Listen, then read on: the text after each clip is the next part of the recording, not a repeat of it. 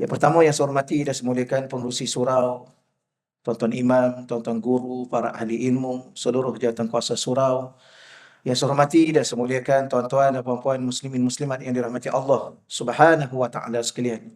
Alhamdulillah, ya pada pagi ini kita seperti biasa rasa syukur, rasa terima kasih pada Allah Subhanahu wa taala, dan insya-Allah kita teruskan lagi tuan-tuan bicara kita berkaitan dengan menjiwai tauhid. Pagi ini muka surat berapa ya? 63. Muka surat 63 tuan-tuan, insya-Allah.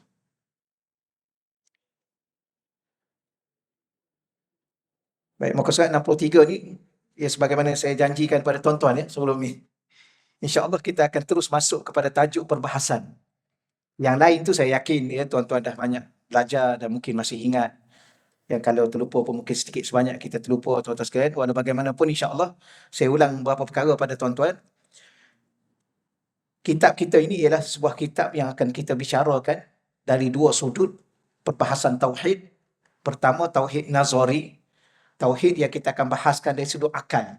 Memahamkan akal kita berkaitan dengan bab ketuhanan, yang harap-harap akal kita tidak tersalah faham tentang ketuhanan Allah Subhanahu wa taala. Bab yang kedua ataupun bahagian perbahasan keduanya dalam bicara yang sama, tajuk yang sama tapi dua perbahasan, iaitu perbahasan tauhid amali. Iaitu kita bahas tauhid secara praktikal, penghayatan hati kita. Kerana tauhid itu sebenarnya di hati. Baik, cuma bila mana kita bicara tentang Allah, tentang ketuhanan, ada tiga perkara. Yang pertama, mengenal Allah. Yang kedua, mentauhidkan Allah. Yang ketiga, mensucikan Allah. Jadi kita akan terus tuan-tuan sekalian bahas kepada mengenal Allah ini ada empat.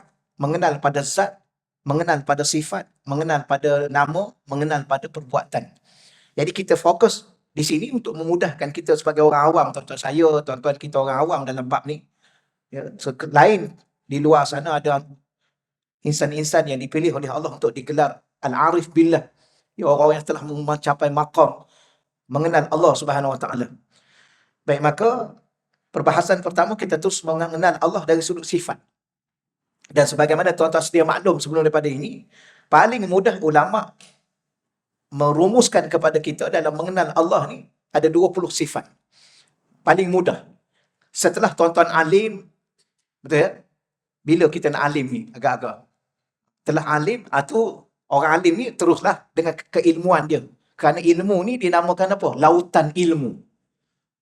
Kita orang awam tu belajar yang ni dulu, moga-moga dengan izin Allah, dengan berkat ya para alim ulama yang kita mengambil ilmu dengan mereka, dengan izin Allah, Allah membawa kita kepada lautan makrifah. Baik, pertama kita bahas sifat wujud. Wujud. Kita terus baca di sini tuan-tuan. Apa makna wujud dalam bahasa yang mudah? Tuan-tuan pun dah sedia maklum. Wujud makna maksudnya ada. Allah itu ada. Baik, cuma bagaimana kita memahami dengan akal kita bagaimana adanya Allah? Maka ditulis di sini artinya Allah itu wujud tanpa bertempat. Bagaimana wujud Allah? Wujud Allah tanpa bertempat. Atau dalam bahasa yang lain lebih mudah faham, wujudnya Allah ni tuan-tuan tanpa berhajat untuk dia berada di mana-mana tempat. Sebab dalam akal manusia ni, dia akan berkata-kata atau dia akan berfikir, dia akan cuba untuk memahamkan dan menetapkan pada hukum akal. Tak akan mungkin suatu benda itu ada tapi tak ada tempat. Ya. Sebab setiap benda yang ada mesti ada tempat.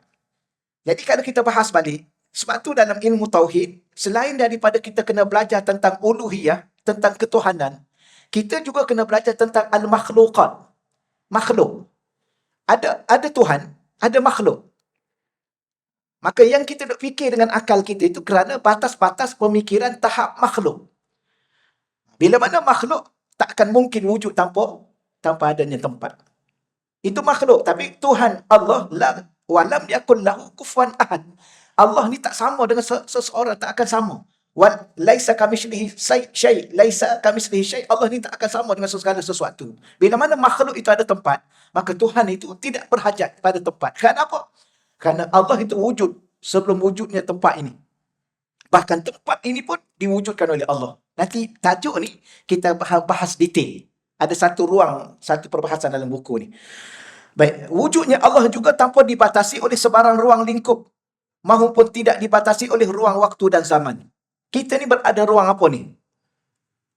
Kita ni sekarang berada di atas muka bumi. Kemudian kita berada di atas muka bumi ni ruang apa ni? Ruang udara ke apa? Ke ruang angkasa? Tuan-tuan rasa duduk ruang mana ni? Ha. Walau bagaimanapun kita akan berada di atas ruang-ruang tertentu. Kalau kita naik kapal terbang, kita berada di ruang udara. Ada orang tuan-tuan dia duduk kat konti dia, tapi dia berbicara di ruang udara ke apa? Ni benda-benda ni ada ruang-ruang ni. Allah tidak berhajat kepada ruang-ruang untuk dia berada. Ni perbahasan reka tuan-tuan. Cuma saya pesan pada tuan-tuan, bukan pesan lah, saya buka ruang pada tuan-tuan.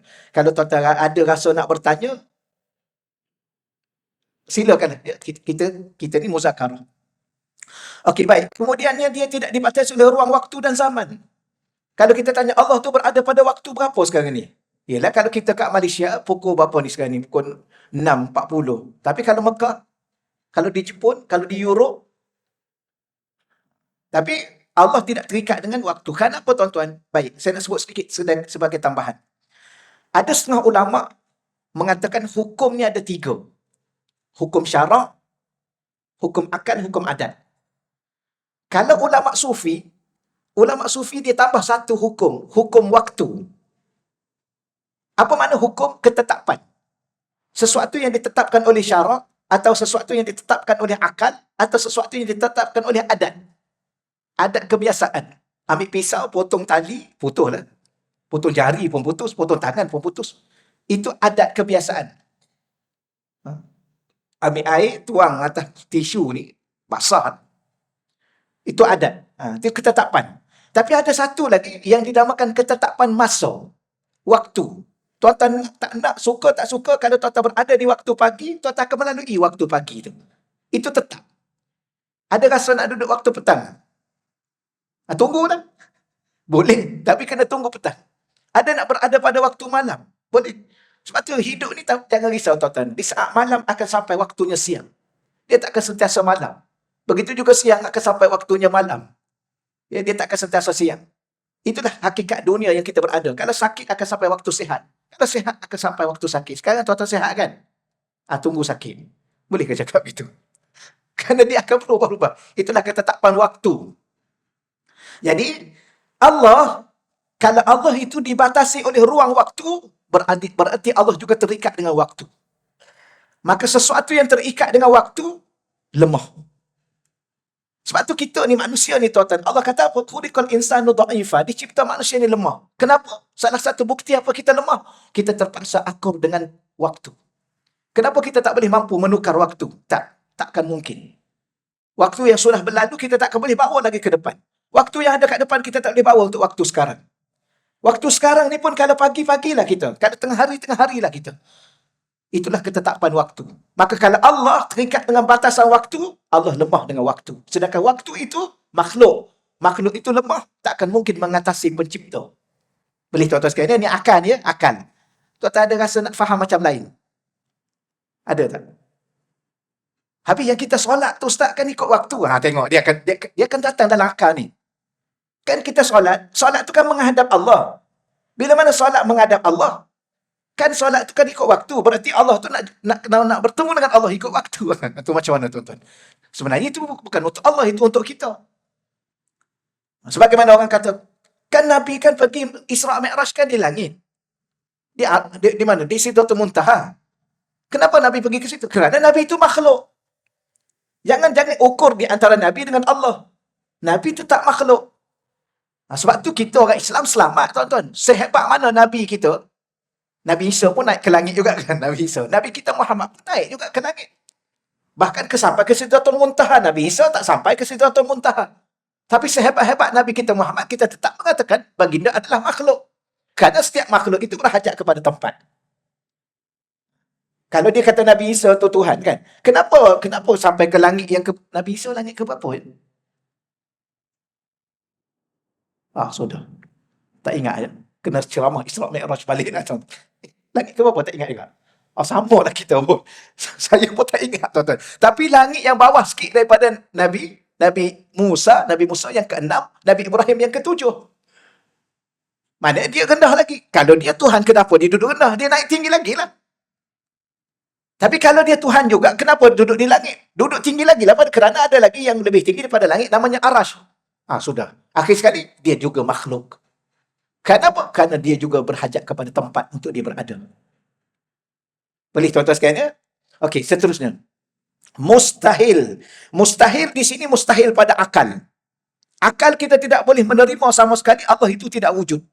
Mana mungkin Allah tidak wujud? Kalau Allah tidak wujud, tak akan wujud segala apa yang ada ini.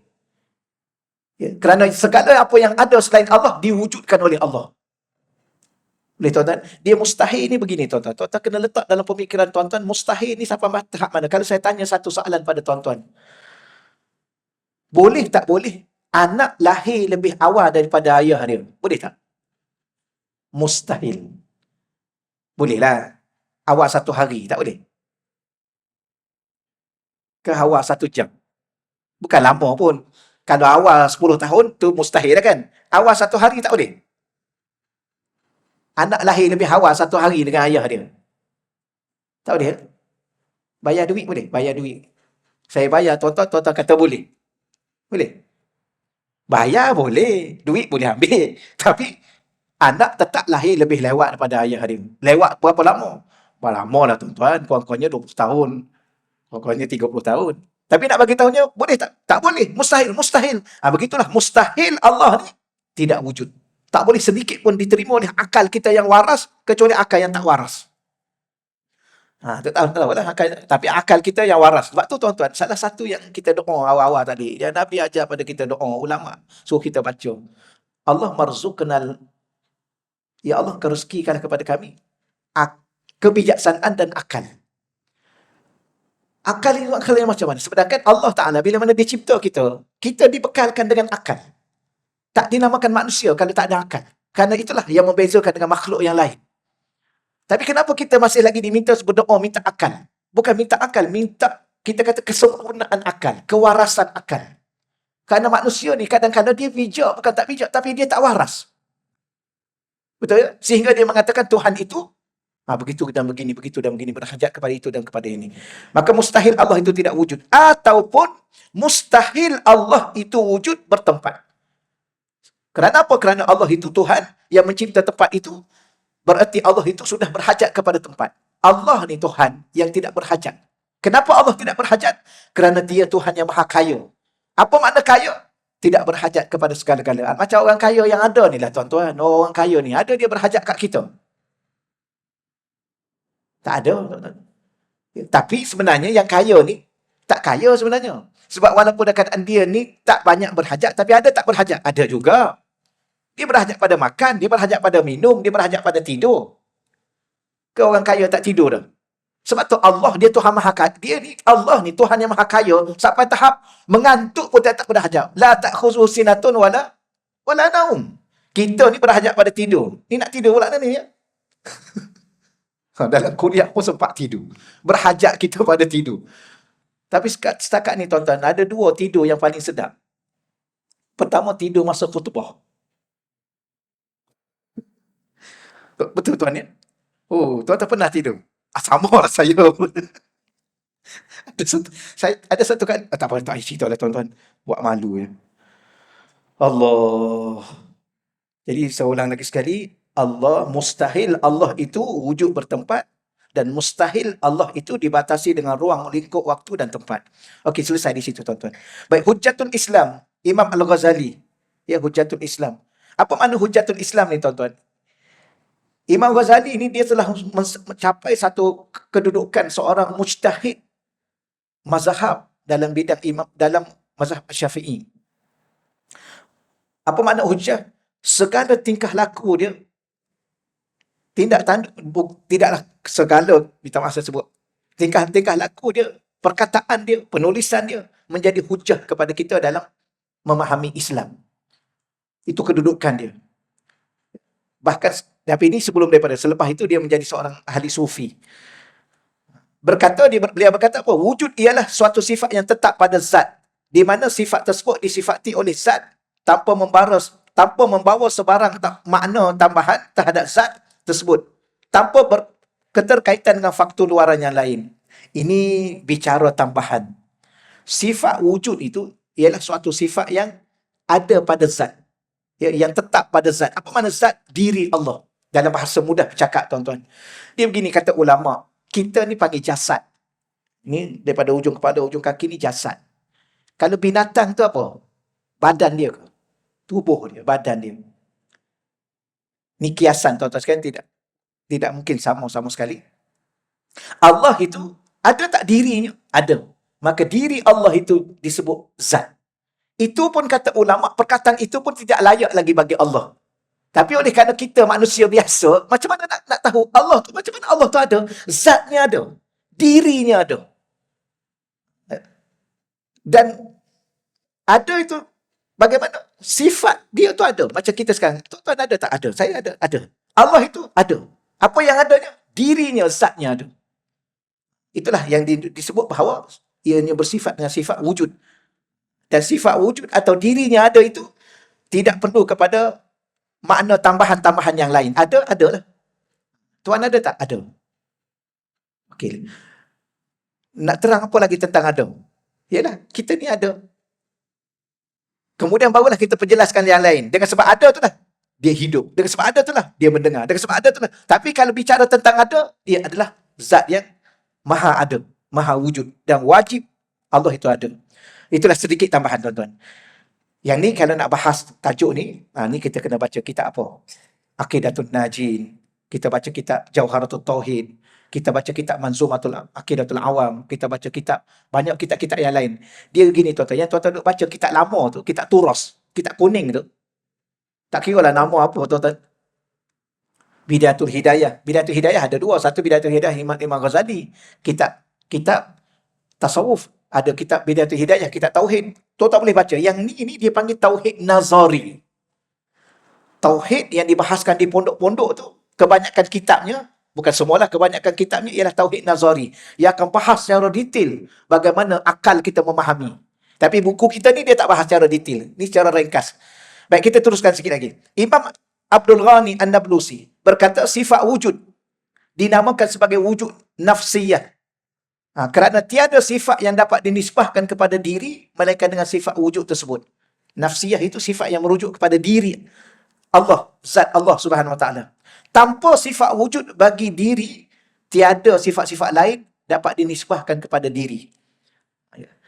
Diri kita ni ada tak? Ada. Setelah diri ni ada, barulah boleh dinisbahkan dengan sifat-sifat yang lain yang saya sebut tadi.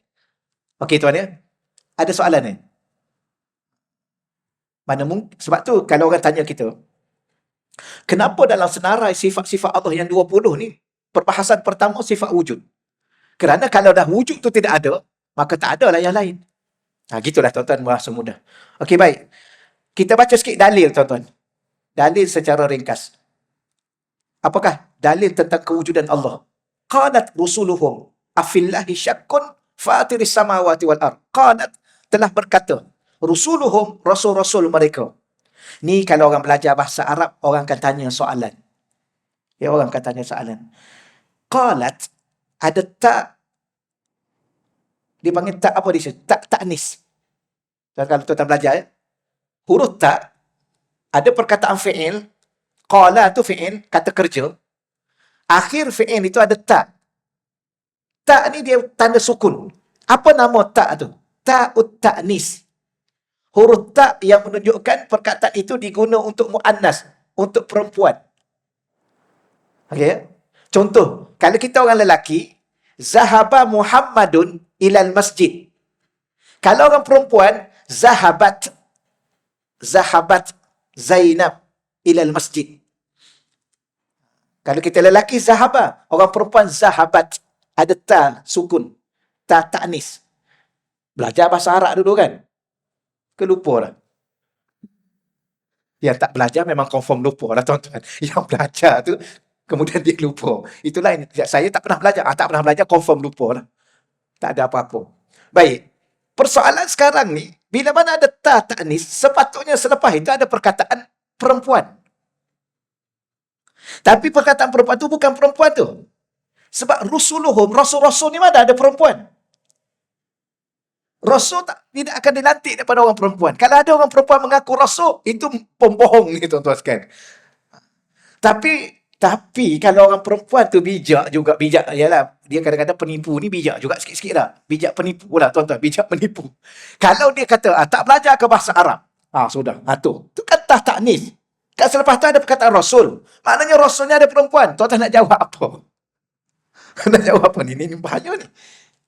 Jadi berarti bukan apa. Nak bagi tahu Rasul itu, dia panggil jamak. Jamak ni ada 3. Perkataan plural dalam bahasa Arab ni dia ada 3. Jamak muzakkar, jamak untuk lelaki, perkataan banyak untuk menunjukkan lelaki atau dalam kumpulan lelaki. Satu lagi jamak muannas, jamak untuk menunjukkan perempuan atau dalam kumpulan perempuan. Satu lagi jamak taksir. Ada belajar ya?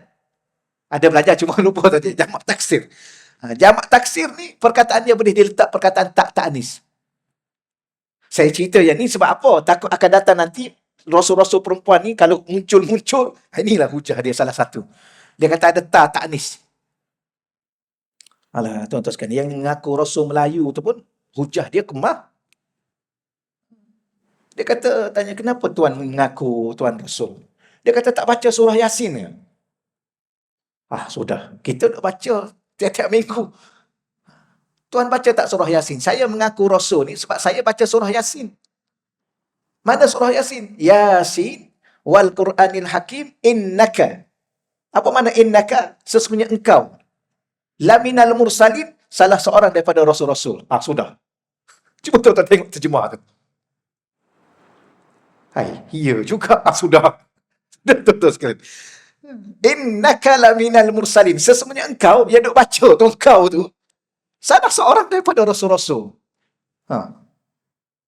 Saya ada seorang kawan, bukan kawan sangatlah tuan-tuan, nak kata kawan taklah kawan sangat, tapi kenal lah tuan-tuan. Tapi dia ni subhanallah, saya pernah cerita pada tuan-tuan, kalau duduk dengan dia, memang kadang-kadang syaitan bawa datang dalam hati kita. Rasul betul ke dia ni? Sudah. Tapi berjalan dengan dia tuan-tuan, saya berjalan dengan dia. Kita berjalan, contoh kita cakap pasal apa? Kita kata, hari ni awan okey lah, cantik lah. Dia pun tak cakap kat saya. Ustaz cakap pasal apa tadi? Awan dia. Awan ni Ustaz, Allah sebut dalam Quran, surah sekian, ayat sekian. Dia pun baca ayat tu. Dia pun terjemah ayat tu. Kemudian ada seorang pembantu dia. Pembantu dia pula pakcik. Umur 60. Pakcik ni pula bawa Quran terjemah. Saya pun tak faham. Saya duduk berjalan kan. Masa tu berjalan nak pergi Pulau Perhentian tak silapnya. Daripada Kota Baru. Pergi ke Terengganu, nak pergi ke Pulau. Pakcik tu dia bawa Quran terjemah. Saya kata memang hebatnya pakcik ni, dia bawa Quran. Rupanya pakcik ni pembantu dia. Yang mengesahkan dia ni Rasul.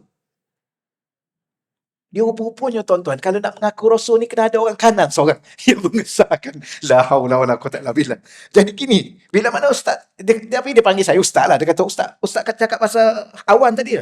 Awan ni Allah sebut dalam Quran sekian, surah sekian, ayat sekian. Baik, saya baca. Dia baca ayat tu. Dan dia ni tak pernah belajar di mana-mana. Di Mesir, di mana. Dia kata dia dulu pernah belajar kat US, kemudian pergi ke Australia. Akhir sekali saya tanya belajar kat mana? Dia kata belajar kat University Al-Quran. Saya kata ada ke kat Malaysia ni Al-Quran? Saya tak pernah dengar. Dia kata dalam bilik dia. Sudah. Tapi saya yakin kalau tuan-tuan duduk dengan dia pun tuan-tuan akan terlintas kejap. Rasul betul ke ni? Okey, berjalan lagi. Jalan lagi, saya kata, cantik lah pokok. Saya sengaja lah.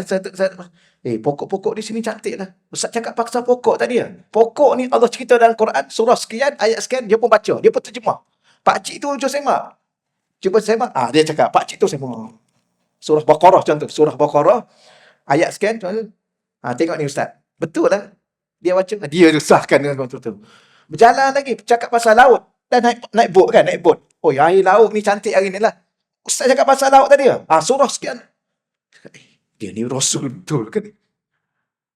Pakcik tu saya betul lah. Ni Ustaz. Betul lah. Akhir sekali saya tanya dia, anta ni siapa?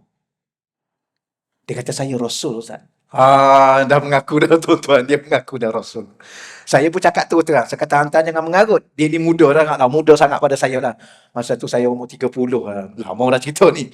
Dia lebih kurang dalam awal-awal 20. Saya kata anta ni jangan mengarut. Kita Rasul ni, Rasul terakhir satu je. Dia kata Ustaz, yang terakhir tu Nabi. Allah sebut dalam Quran. Sudah, sekitar sebut dalam Quran. Kan khataman nabiyyin, yang Allah sebut tu dalam Quran tu nabi yang terakhir. Rasul belum. Ustaz jumpa ayat Quran ada rasul terakhir. Sudah. Sekarang kita nak ucap. Sudah. Tapi saya kata gini lah, hantar kena. Dia kata nanti dulu Ustaz. Saya tahu Nabi Muhammad Nabi terakhir. Rasul, Nabi Muhammad juga Rasul terakhir. Tapi Rasul ni dia akan menyusul selepas tu. Rasul ni maknanya utusan, dia hurai kat kita pula. Kita ni kan semuanya diutus oleh Allah. Sudah. Akhir sekali saya kata ginilah, ni dah mengarut, saya kata. Kita pun tinggalkan dia. Tapi adalah kita pesan supaya buat laporan lah tuan-tuan sekalian. Kalau orang sekian-sekian ni mengaku Rasul ni mengarut. Ini benda-benda begini ni tuan-tuan sekalian, apa saya nak cerita sebab ada perkataan Rasul. Tapi dalam tu perkataannya Rusul. Kalau Ra baris atas, seorang. Kalau Ra baris depan, ramai. Rasul ni kalau Ra baris atas, Rasul, itu seorang.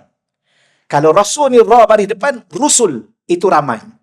Maka qalat rusuluhum, berkata Rasul-Rasul mereka. Afillahi syakun. Huruf Hamzah yang kat depan tu satu soalan, istifham. Afillah, apakah ada keraguan pada Allah, terhadap Allah? Fatiris samawati wal ard. Dialah Tuhan yang mencipta 7 petala langit. Dia Tuhan yang mencipta 7 petala bumi. Ayat ni pada saya, pada tuan-tuan, kita rasa biasa. Tapi bila mana ulama menafsirkan, mengatakan bahawa ayat ini mempersoalkan golongan yang menafikan kewujudan Allah. Di luar sana ramai yang tidak bertuhan. Yang mengatakan Tuhan itu tidak ada. Maka ayat ini dibawa kepada kita supaya mengetahui satu hakikat. Persoalan yang dibawa di sini ialah, apakah kamu masih ragu-ragu dengan Tuhan? Sedangkan dialah Tuhan yang mencipta 7 petala langit, dialah Tuhan yang mencipta 7 petala bumi. Kalau bukan dia, siapa? Cuba kita tanya. Siapa yang cipta? Adakah benda ni dicipta dengan sendirinya? Itu salah satu hujah. Kemudian ayat yang kedua, inna rabbakumullah. Inna sesungguhnya, rabbakum, Tuhan kamu adalah Allah. Ni dalil untuk saya, untuk tuan-tuan. Baik, tuan-tuan dia, kalau tuan-tuan perasan dalam Quran, Allah ni, dia guna 2 perkataan. Satu Rabb, satu Ilah. Alhamdulillahi Rabbil Alamin. Ada waktu Allah guna, wa ilahukum ilahun wahid. Maka siapakah Allah? Allah adalah Rabb. Siapakah Allah? Allah adalah Ilah. Apa makna Rabb? Rabb terjemah Melayu kita, Tuhan. Ilah pun terjemah Tuhan. Tapi kalau beza dari segi bahasa, Rabb itu beza pada bahasa, bukan pada hakikat. Ni tuan-tuan ya. Beza pada bahasa, tetapi bukan hakikat. Sebab ada pihak bila mana dia membeza-bezakan, akhir sekali ada tauhid rububiyah, ada tauhid uluhiyah. Kerana dia dah beza. Beza dari segi bahasa ialah apa makna Rabb? Rabb ni ialah pencipta, pentadbir, pemilik yang menghidupkan yang segala-galanya. Ilah yang berhak disembah. Itu beza pada bahasa. Tapi hakikatnya dia adalah Tuhan yang dialah yang mencipta, dialah yang disembah. Dialah yang disembah, dialah yang mencipta. Boleh tuan ya? Yang keliru dengan yang disebut tauhid rububiyah. Ada orang beza. Tauhid rububiyah, tauhid mentauhidkan Allah pada bab dia mencipta, mentadbir, mengurus, menghidup, memati dan segala-galanya. Tauhid uluhiyah, yang disembah. Orang Islam kena ada 2 tauhid. Baru dia lengkap.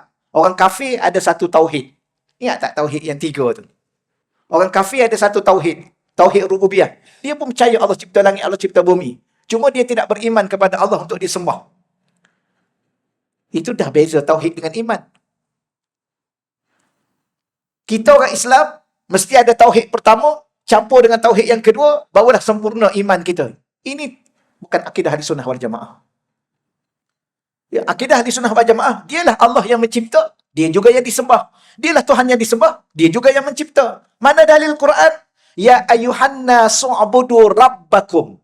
Ayat pertama, alhamdulillahi rabbil alamin. Segala puji bagi Allah. Siapa Allah? Rabb. Apa makna Rabb? Al-Khaliq. Dia mencipta seluruh alam. Apa makna Rabb? Al-Malik. Dia pemilik. Oleh kerana dia cipta, semua dimilik dia. Apa makna Rabb? Al-Mudabbir. Mengurus-urus takbir, memerintah segala alam ini. Apa makna Rabb? Al-Razik. Memberi rezeki. Al-Muhyi, yang menghidupkan. Okey, ayat yang kedua. Ya ayyuhan nasu ubudu rabbakum. Wahai sekalian manusia, hendaklah kau sembah Tuhanmu. Maknanya dua-dua kalimah ini, Rabb, dia mencipta, dia juga disembah. Sama juga ayat Quran tentang ilah. Wa ilahukum ilahun wahid. Tuhan kamu Tuhan yang esa. Tuhan yang mana? Tuhan itulah juga yang mencipta. Tuhan itulah juga yang disembah. Tak ada beza, tuan-tuan. Sebab tu, pada bahasa, ada orang tanya saya, habis Ustaz nak buat macam mana? Nak buat apa? Saya kata, nak faham macam mana? Nak faham macam mana? Nak faham apa? Nak faham tentang Allah. Ya, bagaimana mentauhidkan Allah? Kita bukan mentauhidkan rububiyah. Kita bukan mentauhidkan ilah. Kita mentauhidkan Allah. Tuhan yang esa. Makna dalil, kul huwallahu ahad. Katakanlah Allah itu esa. Bukan Rab itu esa, ilah itu esa. Tak? Boleh, tuan? Ni kalau bahas tauhid rububiyah ni. Tauhid uluhiyah ni, di luar sana kumpulan-kumpulan yang berpegang dengan tauhid tiga. Saya pernah duduk dalam satu majlis Profesor Badia. Dia bahas tauhid tiga. Saya pun tanya soalan. Saya kata saya mengajar di mana-mana tempat. Kadang-kadang saya sentuh juga tauhid ni. Tapi masyarakat tanya, macam mana nak faham tauhid tiga? Tauhid itu kan satu. Kenapa kata tiga? Tauhid tu mengesakan Allah. Apa makna esa? Tunggal. Apa makna tunggal? Satu-satunya. Kenapa kita jadikan tiga? Dia pun jawab gini. Dia kata, bukan kita nak bahagikan tauhid tu tiga. Cuma kita pecah-pecahkan itu sebab nak mudah faham. Saya kata satu daripada satu kata tiga, mana mudah? Dia pun diam. Dia kata, Ustaz ni tanya tu, dia tahu tu, saja je tu. Tak jawab lah. Bincang pasal tauhid, nak esakan Allah. Tiba-tiba bahagi tiga. Kemudian, kata bagi tiga ni lebih mudah nak faham daripada satu. Saya kata, kita kata satu daripada satu kata tiga, mana mudah? Ni yang konsep Trinity ni. Kenapa tuduh kami sampai tahap tu? Iyalah, Tuhan tu kan esa. Tapi sebahagian Kristian ni, dia kata memang Tuhan tu satu. Dalam satu tu ada tiga. Dia ada dua pandangan kan. Ada dia bahagi awal-awal tiga. Ruhul Kudus, Tuhan Mak, Tuhan Anak. Ada tu dia kata itu satu mazhab. Dan dia kan banyak Protestan dan Katolik dan macam-macam. Dia kata sebenarnya kami pun percaya Tuhan tu satu. Dalam satu tu ada tiga. Ni konsep Trinity. Jadi kita belajar mentauhidkan Allah. Siapa Allah? Dia adalah Rab. Siapa Allah? Dia adalah ilah. Dari segi bahasanya, Rab itu adalah mencipta dan sebagainya. Ilah itu disembah. Tapi sebenarnya, dia mencipta, dia yang disembah. Dia disembah, dia juga yang mencipta. Boleh faham tuan-tuan sekalian? Boleh. Ada soalan tak ni?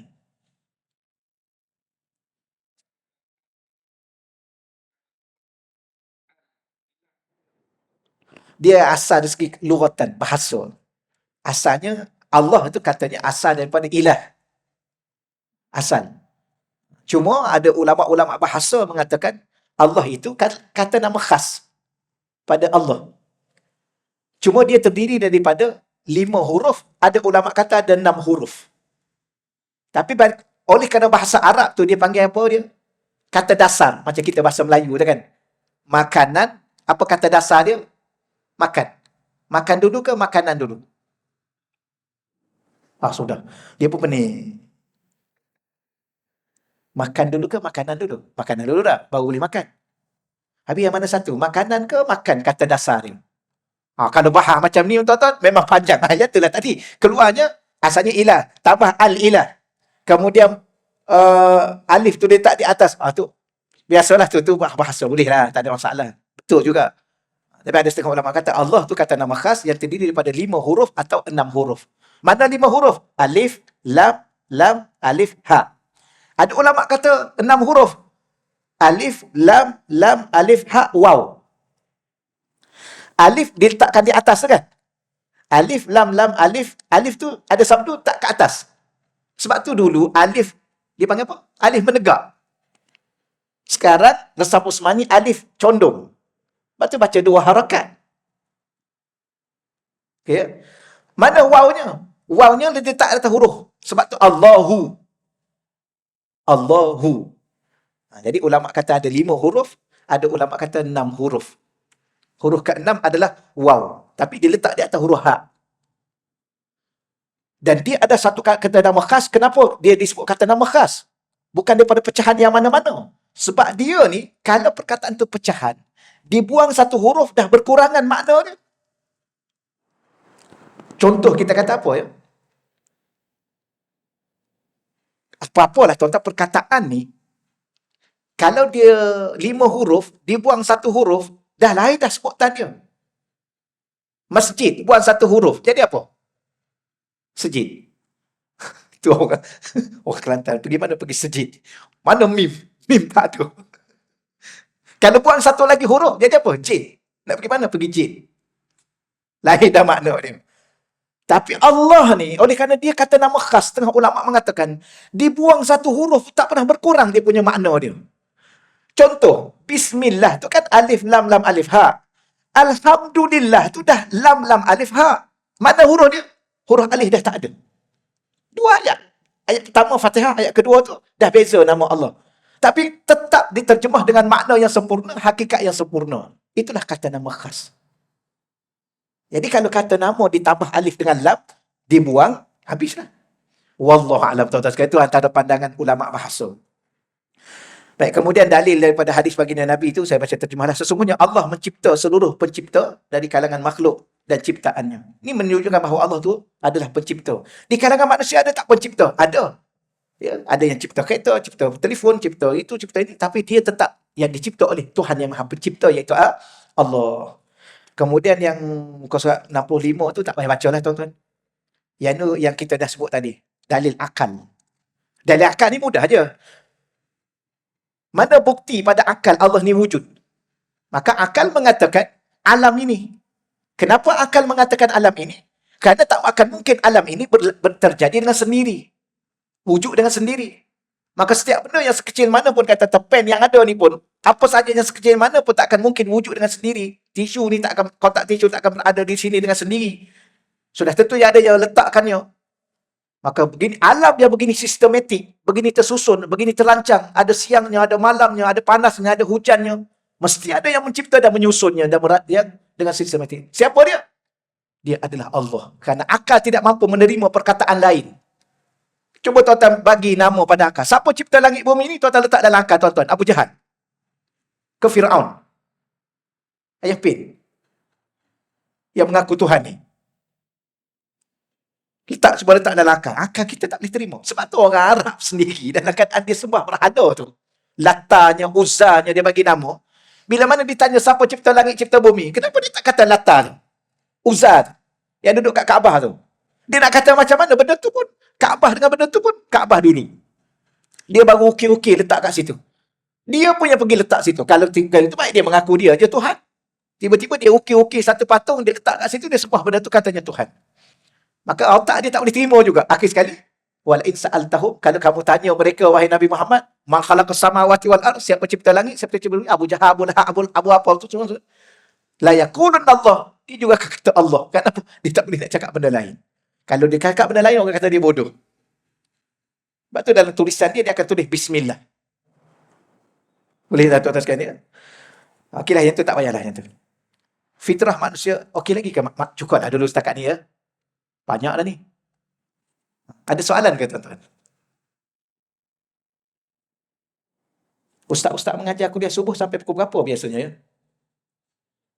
Pukul 8. 7.30. Tapi tuan-tuan okey dah ni lah. Ke nak sambung 7.30? Ya? Tapi sebulan sekali okey lah tuan-tuan. Allah. Cuma ada satu benda yang ni kita mula nak masuk perbahasan. Mungkin saya baca sikit lagi pada tuan-tuan yang ni. Selebihnya, kita akan, bulan depan kita sambung muka surat 68. Muka surat 68 tu lah. Bahas tauhid amali, hati. Ada baki lagi perbahasan akal kita di sini sekejap. Fitrah merasai kewujudan Allah. Baik, tuan-tuan sekalian, dalam kehidupan saya, kehidupan tuan-tuan ni, dia ada satu benda yang Allah letak dalam hati kita, atau dalam istilah mudahnya dia panggil fitrah. Asal usul kejadian kita ni, manusia ni, pasti akan merasai Allah itu ada. Allah itu wujud. Dia tak boleh. Ada satu ayat Quran ni kita baca di sini tuan-tuan ya. Huwa, saya terus terjemah cepat sikit. Huwa dialah Allah. Allazi, Tuhan yang yusayyirukum fil barri wal bahr. yang menjadikan kamu tu dapat berjalan dengan mudah di daratan dan berlayar di lautan. Yang kita tuan-tuan sekalian berjalan atas muka bumi ni, kita jangan rasa kita ni sihat. Kita ni ada kekuatan, kita ada kereta, ada motor, kita boleh bergerak ke sana sini. Allah yang memudahkan kita ni. Kalau hakikat sebenarnya. Berapa ramai orang sihat tak boleh nak ke mana-mana pun. Kadang-kadang orang tak sihat tuan-tuan, sampai ke mana dia? Sampai ke Mekah dia. Kita kadang-kadang ada kaki elok-elok sihat, elok-elok tak sampai ke mana-mana. Tapi kan ada orang tuan-tuan sekalian tak ada kaki pun dia boleh sampai ke Mekah. Allah bawa dia. Sebagaimana contoh Allah bawa Nabi Muhammad malam Isra' Mi'raj daripada bumi Palestin, daripada Mekah ke bumi Palestin. Itu Allah nak tunjuk pada kita bahawa sebenarnya yang menggerakkan kita ni semuanya Allah. Dialah Allah yang memudahkan kamu berjalan di daratan. Apatah lagi di lautan. Kita nampak atas laut tu, dalam laut tu kita naik kapal. Tuan-tuan boleh logik ke kapal boleh terapung benda-benda berat? Berapa tan? Tuan-tuan berapa kilo? Tuan-tuan pernah terapung atas air?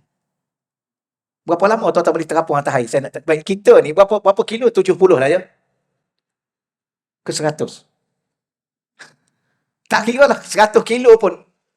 Cuba tuan-tuan berjalan atas air. Tenggelam tuan-tuan. Okey, tuan-tuan berenang. Berapa lama tuan-tuan boleh bertahan? Tuan-tuan pernah berenang 1 jam? Tak pernah. Kapal ni daripada besi, ribuan tan berat dia daripada besi, boleh bertahan berbulan-bulan, bertahun-tahun dalam air. Tuan-tuan boleh bayang apa sebenarnya? Tapi kalau kita tengok sekadar teknologi, okeylah itu teknologi lah. Tapi kalau kita tengok hakikat, Allah. Ni dalil ayat dia. Kalau Allah macam burung yang terbang tu bukan sebab ada sayap. Bukan sebab ada sayap dan ada bulu pelepah. Kapal terbang boleh terbang tu tak ada bulu pelepah pun tuan-tuan. Sayap tu ada, bulu pelepah tak ada. Oh, pilot dia mahir. Tengoklah ada kapal terbang yang ada tak kapal terbang yang jatuh? Ada. Jet pejuang jatuh ada. Tak perang pun yang berperang. Tu perang yang jatuh ada. Jadi cuba tuan-tuan baca surah Al-Mulk. Ada satu ayat tu kan. Yang burung terbang tu. Siapa yang pegang? Allah yang pegang. Ayat berapa dah tak ingat dah tuan-tuan. Burung terbang tu. Bukan terbang sebab dia ada sayap. Bukan dia boleh duduk atas sebab Allah pegang dia. Dengan kekuasaan Allah. Ini benda yang sebenar. Baik. Hatta sehinggalah. Iza kuntum fil fulki. Sehinggalah apabila kamu berada di dalam bahtera. Wajaraina bihim. Dan meluncurlah bahtera itu. Membawanya dengan apa? Birihin. Yang membawa orang-orang yang ada dalam bahtera itu dengan tiupan angin. Birihin itu dengan tiupan angin. Tayyibah. Angin yang baik. Wafarihu biha. Dan mereka bergembira. Duduk atas kapal tu tuan-tuan. Kemudian. Wafarihu biha ja'at harihun asifun, lalu tiba-tiba datang rihun asifun, datanglah angin badai, ya angin taufan. Waja'ahumul mauj, dan apabila gelombang daripada segenap penjuru itu menimpa min kulli makanin, menimpa mereka daripada segenap sudut. Wazannu annahum uhita bihim, dan mereka yakin bahawa mereka telah terkepung ya dengan bahaya. Da'awullah, pada saat itu manusia yang ada atas kapal itu dah rasa bahaya, mereka akan berdoa kepada Allah. Inilah fitrah manusia. Ya, da'awullah, mereka akan berdoa kepada Allah. Doa ketika itu bagaimana? Mukhlisin, sungguh-sungguh ikhlas, begitu juga mengikhlaskan lahuddin, ketaatan kepadanya semata-mata. Lain anjaitana, Allah kata apa? Mereka doa apa? Minta maaf. Mereka berkata, sesungguhnya jika engkau wahai Allah menyelamatkan kami daripada bahaya ini, min hazihi lanakunanna minasyakirin, pasti kami akan jadi manusia yang rugi. Ni ayat ni cerita tuan-tuan, situasi di saat kita berada di dalam kapal tu pula tuan-tuan sekalian dipukul oleh badai, kemudian dipukul oleh gelombang-gelombang. Ketika itu manusia saat itu secara fitrahnya dia akan ingat Allah. Saya pernah kena sekali tuan-tuan. 2 kali saya kena, 2 kali. Tuan-tuan cubalah sekali. Ya. 1 kali, saya dah cerita ni. 1 kali ada seorang haji tu. Dia ajak saya. Dia kata, Ustaz, kita pergi mancing. Dia banyak kali, ada beberapa kali lah saya pergi memancing dengan dia. Mancing bukan mancing biasa tuan-tuan, tengah laut. Yang peliknya dia ajak saya tu, akhir bulan November. Saya kata, betul kan Haji? Haji ajak saya ni betul? Betul Ustaz. Saya dah booking dah. Boat, saya dah booking dah. Tekong. Ni tekong tahap mana saya tak tahu dah. Dia punya iman dia. Saya kata boleh pergi kan ni? Dia kata boleh. Boleh lah, saya pergi lah. Dia kata kita bukan nak pergi tengah-tengah laut tu. Kita nak pergi memang pergi dulu tengah laut di Rompin. Pergi tengah laut, kita carilah pulau-pulau. Kita berlabuh di situ lah. Pergi sampai ke Rompin ni tuan-tuan sekalian. Saya pun tengok Kuala sungai tu, subhanallah, airnya macam ni. Lepas tu ada orang tanya, datang buat apa ni? Datang nak pergi mancing. Orang situ pun, mancing apa bulan November ni? Saya kata ada orang kata boleh pergi. Dia kata kami tekong-tekong rehat ni. Dia kata ada tekong. Ni tekong mana kata dia? Ada seorang tekong itu barangkali haji tu bayar mahal. Pergilah tuan-tuan, naik bot nak keluar daripada itu tu, subhanallah, Allah dah tahu. Tapi okey lagi, saya ikut je. Ikut. Dia pun ada ustaz okey sikit, dia kata. Dia ingat ustaz tak tenggelam barangkali. Tuan-tuan sekali. Pergilah tuan-tuan, subhanallah. Pergi ke sana, duduk tengah laut, Allah lah yang tahu semua. Tapi okey lagi. Sampai dekat-dekat nak memancing tu, 5 jam ke 6 jam tuan-tuan. Sampai di situ, nak dekat-dekat dengan pulau. Saya tak ingat pulau apa. Kapal-kapal parking. Kapal besar parking. Kapal apa yang tentera laut tu. Ada satu yang Polimarine. Maritim. Kapal dia besar. Pada kapal kita pun dia parking, tuan-tuan sekalian. Dia parking. Kenapa tak bergerak ni? Parking. Tak boleh berlalu, tak boleh bergerak. Kawan tu pergi. Akhir sekali pergi, tuan-tuan sekalian, memang tak boleh. Macam ni. Tunggu terbalik aja. Yang pelik ada seorang komander. Ada komander laut. Pencit. Masa pergi sembanglah saya dengan dia. Saya kata, tuan komander. Dia cerita, kami. Lepas tu kami ni, ustaz komander ni, dia ajar takut satu je. Apa? Allah, kata dia. Yang lain kami tak takut. Hari tu, tuan-tuan, dia lebih pucat pada kita muka dia. Setengok. Okeylah, pergi-pergi memang tak boleh mancing. Orang nasihatkan. Maritim pun nasihat. Tuan, jangan mancing. Kami pun dah parking. Tengok kapal-kapal besar, kapal-kapal kargo, semua berhenti. Akhir sekali bincang, macam mana kita? Kita bergerak ke Pulau Tioman lah. Kita tidur kat situ. Pergi tidur kat situ tuan-tuan 2 malam. Tak mancing. Tak boleh mancing. Akhir sekali haji tu pun dia kata, ustaz, kita balik lah. Nak balik macam mana? Datang boleh, takkan? Balik tak boleh. Saya kata tak tahulah haji ni dia amal apa. Dia pun pergi kat Tekong tu. Dia kata macam tu lah. Tuan, kita balik. Dia kata tak boleh balik haji. Tak boleh balik apa? Kita datang boleh, takkan tak boleh balik? Lepas tu Tekong tu barangkali dia rasa tercabar. Dia kata betul ke haji nak balik? Betul lah. Okey, kalau haji nak balik, kita balik lah. Tuan-tuan sekarang, punggah-punggah barang letak dalam pot. Keluar daripada kawasan pulau tu memang kena lah tuan-tuan masa tu. Memang sikit lagi ke tidak memang matilah. Dia pergi tu, tuan-tuan keluar tu. Ombak datang. Pukul kapal pun tadi pusing. Tekong tu pula tuan-tuan mungkin dia rasa dia apa dia? Dia rasa takut. Dia patutnya dia kawal elok, dia lah cerita lepas pada tu saya tahu. Patutnya dia kawal elok. Dia pusing juga. Memang kena pukul habis memang sikit lagi terbalik. Masa itulah saya nak ceritanya, hanya Allah saja kita ingat. Isteri pun dah tak ingat. Anak pun tak ingat, dunia pun tak ingat tuan-tuan. Macam ni. Baru faham ayat ni. Masa tu tunggu 2-3 saat terbalik memang mati habis dah. Kalau terbalik pun tuan-tuan memang kena pukul kat laut, memang tak tahu ke mana dah. Masa tu baru mana baca ayat ni baru faham. Macam ni rupanya. Dalam diri kita sampai satu saat kita akan mengakui bahawa Allah itu wujud. Dan amat-amat merasai kewujudan Allah. Itu kali pertama. Kali kedua pergi mancing sotong. Kat Besut tu, pulau-pulau Besut. 6 jam juga kena. Sampai pukul 12 malam. Sampai 12 malam tengah. Tolak pukul 4. Pukul 4 petang. Daripada Pengkalan sampai pukul 12. Punya jauh dia bawa. Sampai ke sana, siap-siap nak mancing. Hujan lebat. Dah hujan lebat, ribut pula tuan-tuan. Masa tu. Dekat sejam kapal ada gitu.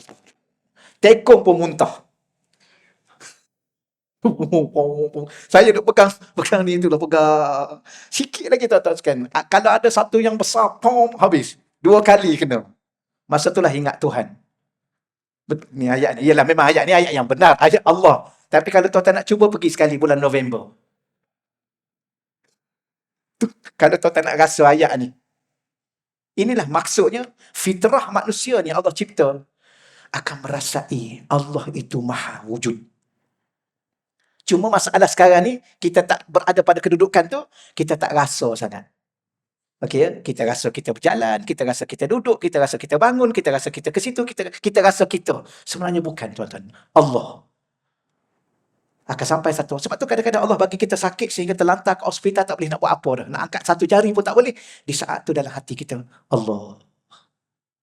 Okeylah, saya tak perlu cari, bacalah yang lain. Bulan depan kita baca muka surat 68. Dia cerita ni, dia habis masa gitulah sebenarnya. Itu salah satu cara nak cepat habis masa. Ada soalan lain ke tuan-tuan? Kalau ada. Okey, silakan.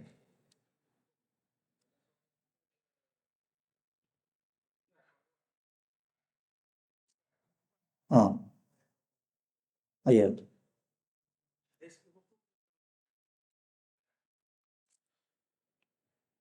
Dia jawapan tu tuan ya. Baca pada muka surat.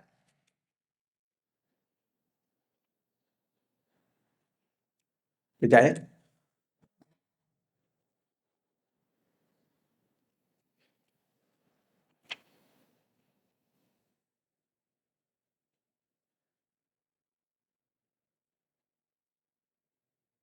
Mana? Dia bermula muka surat perbahasan panjang lebarnya. Muka surat, sekejap. 71. 70, muka surat 70.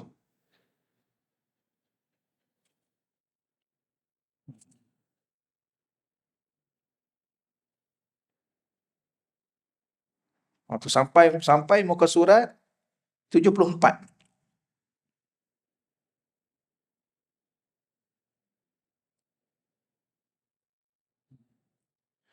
Baik. Itu satu. Satu lagi perbahasan dia, ada ulama mengatakan hukum dia kafir. Ada ulama mengatakan hukum dia kafir. Sebab apa? Sebab dia telah menyamakan Allah dengan makhluk. Tapi ada ulama mengatakan dia tidak kafir. Ya, dia tidak jatuh kafir, tapi akidahnya adalah akidah sesat. Apa sesatnya? Menyamakan Allah dengan makhluk. Itu ada bahasan. Muka surat yang panjang lebar lagi perbahasan dia, kalau tuan-tuan nak baca dulu, muka surat 93 sampai muka surat 97, tak, ada lagi. 93 sampai muka surat 90, 106 tu. Dan hukum dia, tuan-tuan boleh rujuk pada muka surat, hukum dia 104 tu. 104. Imam Syafi'i kata, tidak boleh mengkafirkan seseorang daripada ahli kiblat, melainkan mujassim ataupun musyabbihah ni. Golongan yang menjisimkan Tuhan ataupun golongan yang menyamakan Tuhan dengan makhluk. Dia ada kaitan dua tu. Nanti bahas detail ke depan. Tapi ada ulama mengatakan begitu, tapi majoriti ulama kata dia tidak kafir lah. Majoriti ulama kata tidak. Tapi akidahnya akidah yang sesat kerana telah menyamakan Allah dengan makhluk. Ya. Tapi dia hujah kuat juga, dia kata. Kami baca ayat Quran, kenapa kita tak percaya pada ayat Quran? Bukan masalah ayat Quran. Ayat Quran tu benar. Tapi pemahaman itu tidak benar. Nanti kita hujah satu-satu. Kalau tuan-tuan nak baca awal-awal dulu yang saya sebut tadi lah. Dalam bab yang sedang kita baca ni, tuan-tuan boleh baca muka surat 70 sampailah muka surat 75 dah. Perengan yang atas tu. Nanti mungkin ke depan nanti kita sempat pada minggu yang akan datang, bulan yang akan datang. Allah. Moga-moga Allah Subhanahu Wa Taala memberi tuan-tuan dan puan-puan, anak-anak cucu kita faham dengan makna yang sebenar. Ya, kerana Allah yang akan memberi faham pada kita tentang diri Allah.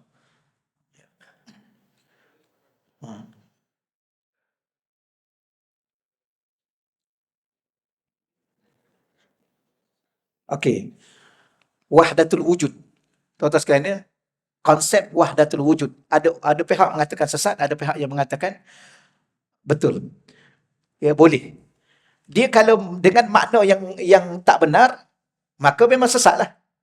Wahdatul wujud ni konsep kesatuan Allah dengan makhluk. Ada mengatakan Allah dalam dirinya. Iaitu sesatlah tuan-tuan. Allah adalah Allah, makhluk adalah makhluk.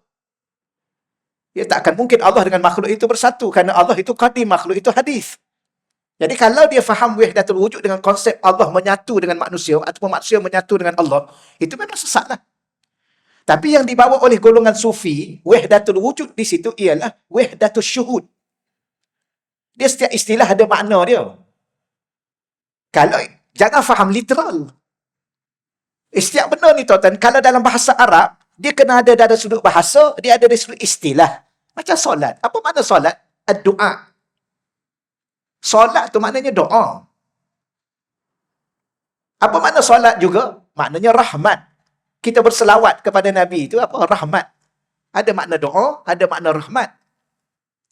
Sebab tu orang kata, oh, kalau macam tu kita doa je lah. Kerana solat tu kan doa. Tak boleh lah tu. Itu yang makna pada bahasa. Jangan faham bahasa. Solat itu ialah perkataan dan perbuatan dimulai dengan takbir ihram, diakhiri dengan salam. Sama juga wahdatul wujud. Ulama sufi memahami wahdatul wujud itu ialah wahdatul syuhud. Apa makna wahdatul syuhud? Ialah kesatuan dalam menyaksikan Allah. Syuhud ialah menyaksi. Saya tanya tuan-tuan. Sebab tu, tajuk kita yang kedua akan datang nanti ni. Tapi oleh kerana masa. Okey, tuan-tuan tengok tajuk dia. Muka surat 68 tu. Kewujudan Allah dalam hati orang beriman. Itu kita nak bahas di situ. Okey tuan-tuan, saya nak tanya tuan-tuan soalan. Tuan-tuan beriman pada Allah? Ya, pasti. Di mana keimanan tuan-tuan kepada Allah? Di sini. Di hati. Apa hati ni? Rasa. Tuan-tuan rasa apa? Rasa Allah itu wujud. Di mana rasa tu? Di hati.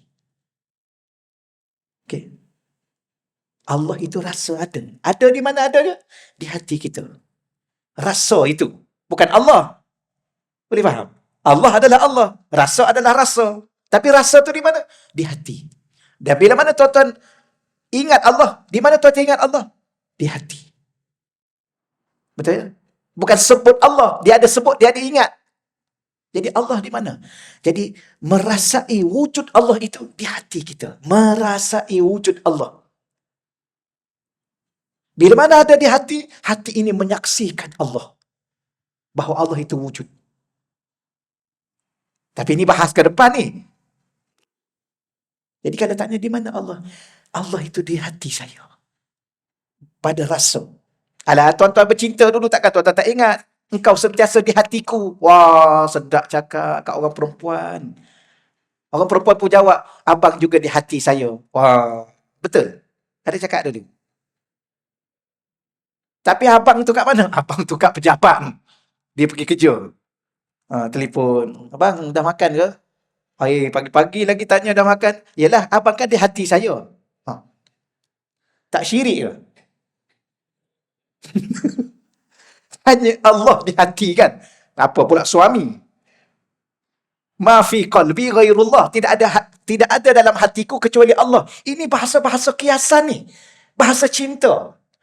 Sebab tu kadang-kadang orang ni, dia nak ganggu. A dengan B sedang bercinta. You tak payah kacau lah. Dia orang sedang bercinta, berada di alam lautan cinta, tenggelam dalam rindu. Kita pula duduk sibuk. Apa ni? Ni syirik ke ni? Lah, dia sedang bercinta. Maka ada orang, dia bercinta dengan Allah. Maka dia lontarkan bahasa-bahasa cinta. Allah di hatiku. Tidak ada selain Allah di hati. Ma fi qalbi ghairullah. Jadi kalau kita tanya Allah di mana? Di hati. Hai. Mana ada Allah di hati? Hati itu kan makhluk. Jadi dia panggil wahdatus syuhud. Syuhudul qalbi. Tapi kami masa kami belajar, saya belajar dengan guru saya. Guru saya jarang guna perkataan tu. Kerana perkataan tu mengelirukan orang awam. Jadi kita ahli ilmu ni kadang-kadang kita tak boleh guna perkataan-perkataan yang mengelirukan orang awam walaupun perkataan tu betul. Contoh Nur Muhammad. Itu perkataan yang boleh mengelirukan orang awam dan tak boleh dibahas secara terbuka.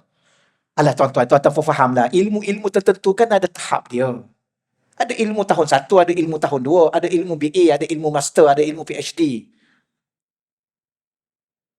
Doktor tu pun tak semua doktor. Ada doktor gigi, ada doktor saraf, ada doktor jantung. Jadi kalau istilah-istilah jantung ni nak faham tak boleh lah sama macam tadi. Tapi guru saya tak guna perkataan tu. Dia guna apa? Syuhudul qalbi ma'allah. Syuhud, penyaksian hati kita kepada Allah. Nanti bahas. Tajuk ni sedap ni tuan-tuan, tajuk ni. Nanti saya bahas ke depan nanti. Ada soalan lain?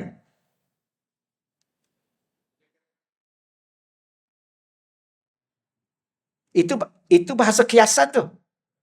Bukan bahasa benar, bukan bahasa literal. Jangan faham literal. Aku adalah Allah, Allah adalah aku. Karena aku tu hanya untuk Allah. Aku tu hanya untuk Allah. La ilaha illa ana. Tiada Tuhan melainkan aku. Sebab tu orang, kalau dia faham, dia jarang guna aku. Kerana aku itu Allah. Tauhid ni tak. La ilaha illallah. La ilaha illa anta. La ilaha illa ana. Itu kan makom-makom tauhid. Maka seluruh ini adalah aku, kata Allah. Maka aku adalah Allah, Allah adalah aku. Aku tu bukan aku diri ni. Bukan. Bukan aku diri zahir ni. Tak. Dan bukan aku makhluk ini. Kerana aku itu hanya Allah sahaja. Selain Allah tidak ada. Ingat dulu, minta maaf dulu. Dulu ingat ada seorang ustaz mengajar kat sini. Yang dia kata syurga tak ada tu. Yang ada hanya Allah. Ingat tak? Allah Iman Nasir cerita kat saya. Lepas mengajar, saya sembang dengan Iman Nasir. Dia kata seorang ustaz, betul tak? Seorang ustaz mengajar kat sini. Dia kata syurga tak ada. Jadi saya bahalah dengan dia. Syurga tak ada. Saya kata kalau syurga tak ada, yang kita doa Rabbana atina fid dunya hasanah wa fil akhirati hasanah wa qina azabannar. Neraka tak ada, syurga tak ada. Dia begini, ada ni ada dua. Satu ada yang hakiki, ada yang sebenar-benar ada. Satu lagi ada yang diadakan oleh Allah. Maka yang sebenar-benar ada hanyalah Allah. Yang mampu, yang layak menyebut aku hanyalah Allah. Kerana dia sebenar-benarnya ada. Dia maqam tauhid. Maqam tauhid paling tinggi. Satu, la ilaha illallah.